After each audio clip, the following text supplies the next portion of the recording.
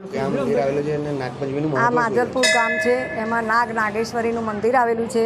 ત્યાં અનેક શ્રદ્ધાળુઓ માને છે.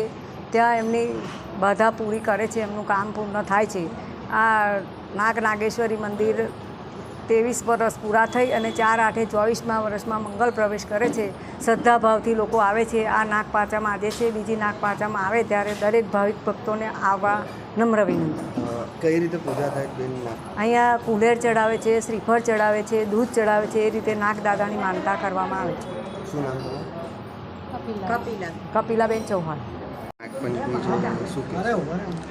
નાગપંચમી ગુજરાતમાં અમારે આ પહેલું જ મંદિર છે માંજલપુર ગામમાં, જે આપોઆપ થયેલું અને નાગેનનું મંદિર બનાવેલું છે.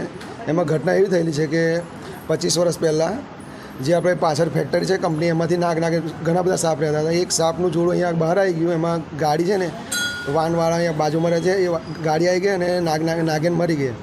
તો નાગ આવીને એનું માથું પછાડીને જે ગામ લોકો બધા જોયું ભાઈ આ તો કે અઘરું છે. એટલે પછી અમે મંદિર બનાવવાનું નક્કી કર્યું ભુવાજીને બોલાવીને અને આ સ્થાપના કરેલી છે. આજે 4 તારીખે અમારે આગળ કંઈ 24 વર્ષ પૂરા થશે. આજનું શું મહત્વ હોય છે? કેવી રીતે પૂજા કરવાની? આજનું નાગપંચમનું તો બહુ મોટું મહત્વ હોય છે. 2 નાગપંચમ હોય છે, આ પહેલી હોય છે. અને આગળ નાગપંચમમાં ઘણા બધા લોકો તમે જોઈ રહ્યા છો, આજુબાજુના બધા નાગપંચમ સેવા પૂજા કરે છે, નારિયેલ માનતા માને છે, એ બધાની માનતા પૂરી થાય છે. વસ્તારના હોય તો વસ્તાર આપે છે, બધું આગળ પૂરું થાય છે. શ્રદ્ધા હોય છે. સુરેશજી પરમાર.